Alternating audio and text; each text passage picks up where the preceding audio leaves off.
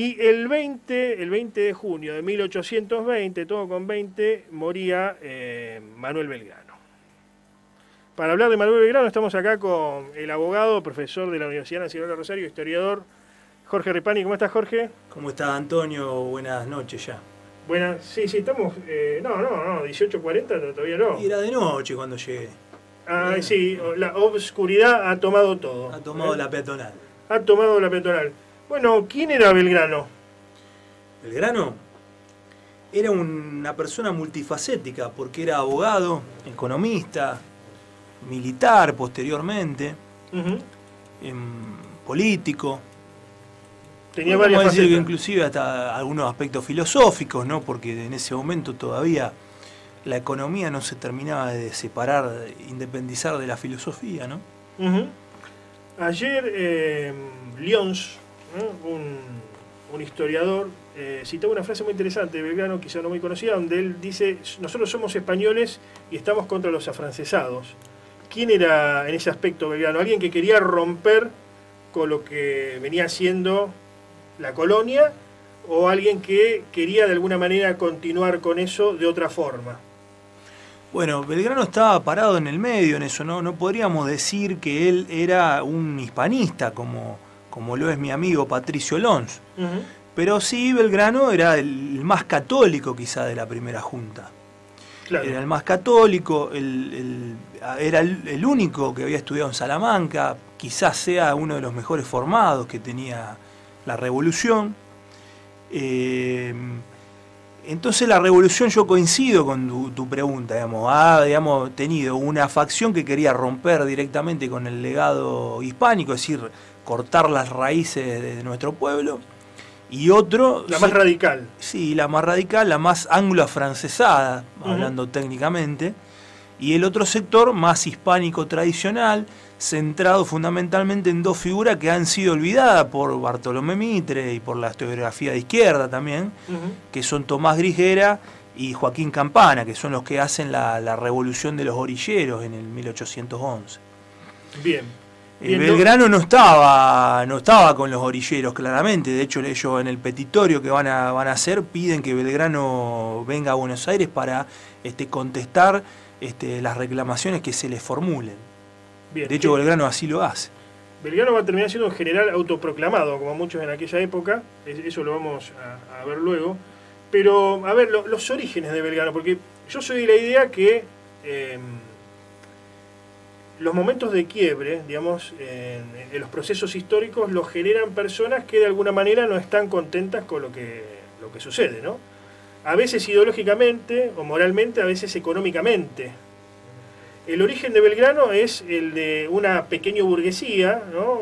Por definir de alguna manera, hablando en términos marxistas, una clase media con acceso al exterior, porque eran comerciantes, una familia de comerciantes, pero rayándose lo ilícito o a veces ya lo ilícito, ¿no? Porque eran contrabandistas.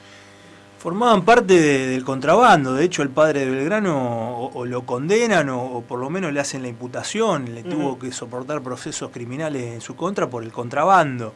La figura del contrabando estaba también asociada a la figura del comerciante. En lo que podían eran comerciantes y era legal, y en lo que no podían eran contrabandistas. O sea, les servía a ellos el libre mercado. Ellos pedían libre mercado. Pedían libre mercado. Todo el sector, digamos, del contrabando. Porque querían hacer legal lo que antes era ilegal, que es el sueño de todo aquel que está en la ilegalidad. Obviamente, al ser colonia, España quería controlar todo el comercio, que no se le fuera nada, ¿no? Igual se escapaba algunos pesitos. Sí, digamos que jurídicamente no eran colonias, sino reinos. Eran virreinatos, formaban parte del reino eran reinos del Imperio Español. Ese imperio donde no se ponía el sol. Claro, pero nosotros no éramos de España, nosotros éramos España. Claro. El DNI de todos ellos es español. Claro. De hecho, San Martín, por ejemplo, cuando la anota a su hija y la bautiza como española.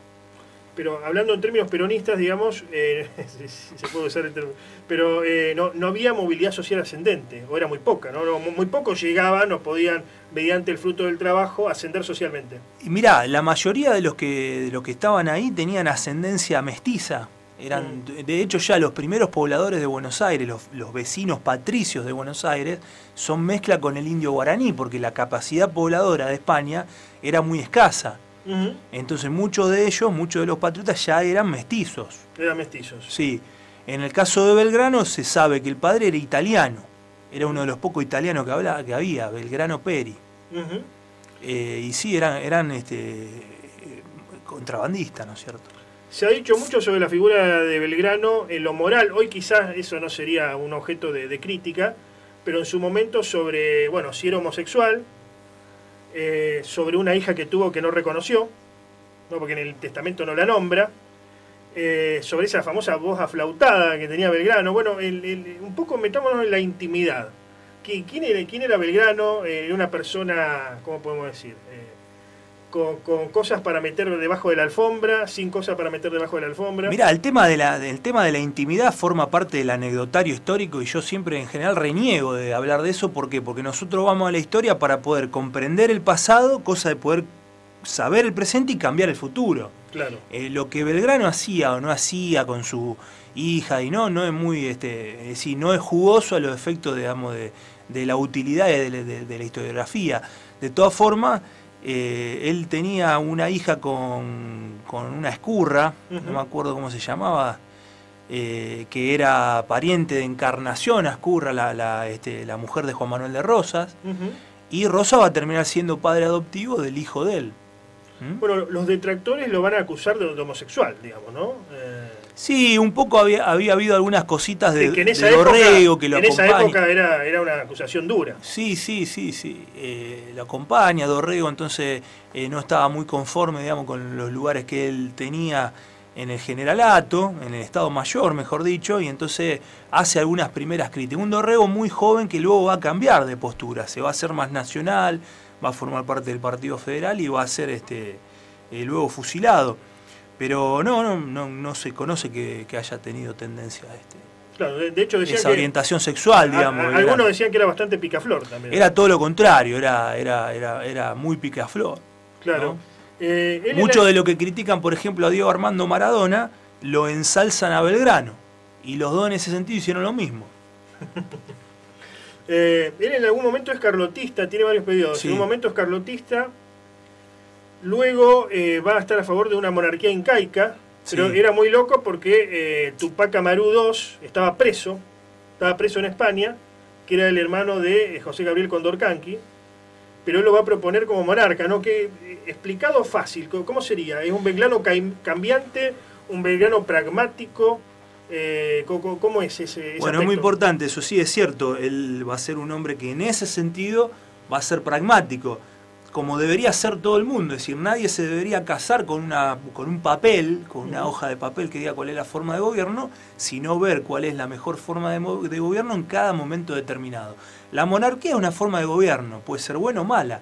La república afrancesada que hoy conocemos puede ser buena o puede ser mala. Sí, hoy tenemos una república que no da de comer, no da... Claro. Bueno, entonces, pero el carlotismo era, de alguna manera, continuar era con ser España, monárquico. pero continuar bajo el yugo español. Y en realidad es una princesa más vinculada a la corte portuguesa, porque no podíamos decir que Fernando VII maneje a Carlota Joaquina, más bien Claro. si hubiese sido una mujer dominada, subordinada por el marido, hubiese sido de la corte Braganza de Portugal. Pero bueno, mucho de ello vieron una salida posible en la corte portuguesa, que estaba Carlota Joaquina. Se han hecho muchos experimentos de esto. En ese momento, salvo José Gervasio Artigas, eran todos monárquicos. ¿Cuál era el temor? A ver, el temor era de buscar, pienso, ¿no? De la monarquía, era evitar el desmembramiento que después sucedió. Lamentablemente, lo que era el virreinato del Río de la Plata era ese. Sí, bueno, la idea de Belgrano de hacer, es decir, la monarquía incaica iba a tener un monarca inca, iba a tener capital en Cusco, que Cusco no estaba dentro de los límites dominados por el virreinato, por las Provincias Unidas de Sudamérica, a donde, digamos, iba a estar la capital, es decir, en el corazón de Hispanoamérica, o en el corazón de Sudamérica, y cada región que San Martín iba a ir liberando, que al enero del año siguiente parte, enero de 1817, luego de la declaración de la independencia, iba a hacer elecciones y iba a mandar representantes al Congreso de Tucumán. Y una vez que se recupere Cusco, se iba a establecer Cusco como la capital de este nuevo país bioceánico también, ¿no? Tenía salida al mar por el Alto Perú. Bueno, le mandamos saludos a Federico Fernando Reigosa, que nos está viendo, a Beatriz Villalba, Tomás Castellano también, así que bueno, gracias. De la economía tengo algo en el tintero sí, que vos me habías preguntado, después pasamos a la intimidad de Belgrano. Economía, sí. En economía, Belgrano, decir, rápidamente se va a dar cuenta que él... O sea, comparemos con lo de hoy. Milei hoy sería belgranista, digamos, ¿no? El que quiere libre comercio, Adam Smith. Bueno, no es tan ¿no? tajante, porque Belgrano va a plantear la idea, digamos, de la industria también, digamos, una industria que no va a ser excluyente de la agricultura, ni una agricultura excluyente de la industria. Plantea las dos cosas, digamos, como por hacer, como una patria por hacer. ¿Cuál era el modelo que seguía ahí? ¿Estados Unidos era? ¿O? No, él había leído en economía a Adam Smith. Y Estados Unidos estaba iniciando en ese momento, estaba desarrollando un proceso de insubordinación fundante que va a ser exitoso. Diría Marcelo Gullo. Diría el profesor Marcelo Gullo, de la mano de Alexander Hamilton, que va a plantear la idea de la industria naciente, la idea del proteccionismo industrial, que es algo que está más o menos ausente en la idea de Belgrano. Es decir, es un industrialismo más o menos abstracto. Si bien él plantea que tiene que haber aranceles a las cosas que vengan del exterior, para que... Ahora, eso iba. Eso no es medio contradictorio. Está bien, lo estamos viendo con los diarios de muchos años después, ¿no? Un par de siglos después, pero no era medio contradictorio porque el libre cambio para estas tierras subdesarrolladas lo que significó es que venga de todo importado en detrimento de la producción local. De hecho, al basarnos en el libre cambio, que ahora Milei y compañía quiere volver a esa época, del modelo del 80 al 30, digamos, del famoso modelo agroexportador, al predominar eso, donde obviamente fuimos una de las naciones más desarrolladas de la tierra, pero por lo que exportábamos en materia agraria solamente, eso evitó que se desarrollara la industria, y se desarrolló muy tardíamente en la Argentina. Él era consciente de esa contradicción, digamos, porque por una parte, hacer la revolución y ampararse los sectores que él se amparaba, ¿no? Ese famoso... anglo-afrancesamiento, era que venga más importaciones en detrimento de la industria, pero por otra parte él proponía la industria. Bueno, el rey del libre comercio, el gran líder del libre comercio va a ser Mariano Moreno, no Belgrano. No Belgrano. No Belgrano, porque Mariano Moreno es el abogado de la British Commercial Room, de la Cámara de Comercio Británica, y va a escribir la representación de los hacendados, donde pide abiertamente el libre comercio.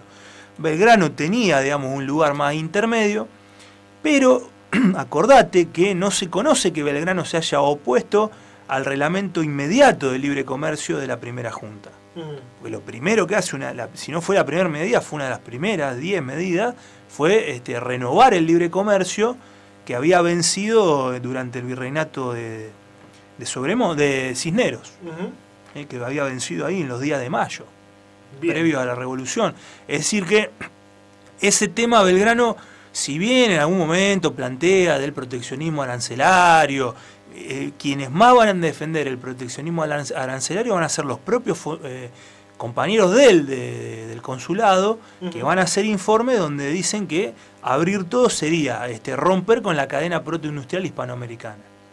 Bien. Pero no se lo conoce a Belgrano como una figura que haya planteado un proteccionismo serio. De hecho, lo primero que hace la primera junta es eso, el reglamento de libre comercio. Hay tantas preguntas para hacer, pero bueno, él era un general, como muchos, autoproclamado, digamos, era parecido en ese aspecto a Bolívar, digamos, ¿no? Yo pensé que lo habían nombrado en algún momento, no estaba tan seguro. ¿Vos lo leíste fresco a esto? Yo pensé que en algún momento le habían dado el generalato. No, en el sentido... Inclusive hasta post-mortem pudo haber sido. No, digo, en el sentido, un militar autoproclamado, en este sentido. Alguien que no había seguido la carrera militar como San Martín. No.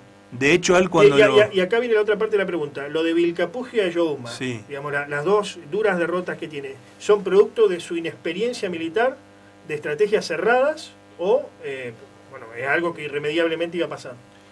No lo sabemos, una muy buena pregunta. Del otro lado había fuerzas muy duras, no lo sabemos. Él dice que fue vencido cuando menos se los pensaba. He sido vencido en las pampas de Vilcapugio y de Ayohuma cuanto menos lo pensaba. A lo mejor si no lo pensaba es porque evidentemente algo le falló. Le falló. Pero no lo sé, porque ahí ya tendríamos que entrar en un terreno que no es el mío. Alfonsín, no sé por qué iba a decir Alfonsín. San Martín, ¿no? Me pareció la imagen de un fallido de haber sido. San Martín en un momento, para levantarle el ánimo, le dice: usted es el mejor de los nuestros, ¿no? Cuando ya estaba medio enfermo, Belgrano, no estaba, digamos, con el ánimo fuerte, en un momento le dice: usted es el mejor de los nuestros. Bueno, es que probablemente haya sido a 360 grados uno de los mejores, si no el mejor, de ese momento, ¿no?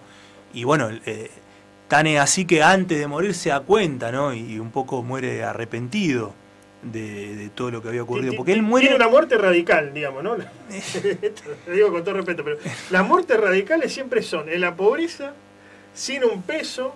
A lo mejor de aquella época. Claro, o es el modelo que venden los radicales de muerte, ¿no? De aquella época. Siempre Ilia tenía 3 trajes, 2 medias. Bueno, el Pidio González. El Pidio González, sí. Sin embargo, lo que él ve, digamos, él muere en el medio de la anarquía. Donde eso que habían pensado, digamos, de la idea de una continentalización de la revolución, no se había dado, y cada provincia, cada cabildo, mejor dicho, se había erigido en provincia, y cada provincia había asumido relaciones exteriores. O sea que cada provincia era un país en el momento que él muere. Entonces, bueno, muere un poco arrepentido, hay cartas de él donde él dice: ¿para qué hicimos todo esto? Realmente en ese sentido se dio cuenta de la... Lo del reloj es verdad, ¿no? Sí, él le paga a su médico Red Head, que mucho digamos, es indicado como un agente británico, ¿no? Porque, claro, porque era uno de los británicos que andaban dando vueltas y asistiendo a los revolucionarios contra España en todo el continente. ¿Muere él de mal de Chagas? Bueno, él tenía de todo: blenorragia, cirrosis hepática, paludismo, mal de Chagas, no sé bien en ese momento, hidropesia, tenía de todo. Qué bárbaro, ¿no? Lo había contraído todo, ¿no es cierto?, en campaña, y también, digamos, esas enfermedades venéreas por digamos, su actividad con las mujeres. Claro, lo de Picaflor tenía su correlato. Se nos termina el tiempo, lamentablemente, pero el éxodo jujeño, ¿no? Ese episodio que es emocionante, verdaderamente. ¿Qué fue, en resumidas cuentas? Bueno, ¿Y por qué lo hace él? ¿Por qué lo hace? Él ve que van a venir los realistas, ¿no es cierto? Porque del otro lado, el ejército del norte... ¿Eso es en qué momento? Y tiene que haber sido 1814, 1813. Cuando 14. Se repliega hasta Tucumán, digamos. Y se repliega hasta Tucumán para dejarle, digamos, el campo vacío, para que no se puedan, digamos, los pozos de agua envenenados, queman campos, sin ¿no? alimento, queman cosecha, digamos, a los efectos de que no puedan abastecerse los realistas que venían bajando del norte, y que él entendía que era imposible vencer en ese momento. Claro. Entonces hace pero le salió de la nada, digamos. Bueno, han sido, es decir, en los manuales de guerra que él leía, seguramente había estado esto, porque han sido cosas históricas. Siempre se han hecho éxodos en materia militar. Entonces él pensó que en ese momento lo mejor era la única alternativa, para salvar al pueblo, replegarse. Obviamente que costó, fue un sacrificio, ¿no es cierto? Gente que ha muerto caminando, ¿no? Pero para salvar a la mayor cantidad de gente, no hacerlos pelear, y que los realistas no se reabastezcan, por otro lado. Que los caballos no puedan comer, que no puedan tomar el agua, que no puedan alimentarse. Era una parada necesaria Jujuy. Dos cuestiones últimas. En un momento hace un viaje obligado junto a Rivadavia a Europa, digamos. Sí. ¿Cómo es ese tema? Bueno, ¿no? luego, ¿por qué se vuelve? Luego de las derrotas de Vilcapugio y Ayohuma, él va a ser enjuiciado, va a ser considerado no culpable, pero sí como que en ese momento había gente de mayor utilidad en ese momento para hacerse cargo de los distintos ejércitos, y va a ser enviado como diplomático, que era una de sus mejores funciones posibles. Un poco también él ahí se va a curar de muchas de las enfermedades que tiene, se va a recuperar, y va a ser enviado junto con Bernardino Rivadavia, un poco para conseguir apoyos, que se acepte a la independencia, una posible futura independencia, que acepten a este nuevo país, y también para pedir armamento y también para pedir endeudamiento externo. Rivadavia se va a quedar, se hace amigo de Benham en Inglaterra, y él va a volver. Lo importante ahí es recordar que cuando van ambos caminos a Europa de ida, Ujú. hay una parada obligada en Río de Janeiro. Y ahí el diplomático británico, que si no me equivoco en ese momento era Lord Stranford, Ujú. le muestra unas cartas. Estas eran las cartas de Alvear, donde Alvear planteaba un protectorado británico en el Río de la Plata, que era el director Alvear en ese momento. Qué bárbaro. Planteaba: estas tierras desean pertenecer a Gran Bretaña, Ujú. recibirse un flujo poderoso, es necesario que vengan ejércitos, que nos digan lo que tenemos que hacer, Ujú. imponer las leyes británicas. Última pregunta. Ya Y se nos Belgrano acabó va a el- detener eso, Belgrano va a ser el que detiene a Alvear ahí. Última pregunta. Color de la bandera. Y en realidad no fue en Rosario, sino en Entre Ríos, ¿no? Bueno, a esta altura sería Entre Ríos, las islas. Digamos. Bueno, había dos baterías, la de donde fue izada, Ujú. fue cosida de este lado la Fue bandera. cosida de este lado. Ahora bien, ya se descubrió que era azul, celeste y blanco, como dice la canción que vos pasaste antes, Ujú. y también como dice el propio Cabildo, que dice azul, celeste y blanco. Se aprueba la escarapela azul, celeste y blanco. Muchas gracias por la visita, Jorge. ¿Dónde te siguen? Bueno, en YouTube. A mí me pueden encontrar en mi Facebook, Jorge Alberto Ripani, en mi Twitter, Jorge Alberto Ripani, y en YouTube hay un canal muy inorgánico, con muy pocos seguidores, que pasa algunas entrevistas como esta, que se llama Derecho TV. Bien, la gente pide canal de YouTube propio, orgánico. Y hay que darle más consistencia. Orgánico que se destruya solo. Ah, Gracias, Jorge, gracias. muchas por- gracias, un honor estar acá. Gracias. Bueno, y lo que son alumnos de él pueden sufrirlo ¿en qué materia es? Varias: historia constitucional argentina, derecho Sí. político, latinoamericana, Así estoy en como- derecho constitucional como en la UAI también. como obligación es reenviar esta nota, si no apruebo. No. Eso porque vos te querés hacer propaganda. Gracias.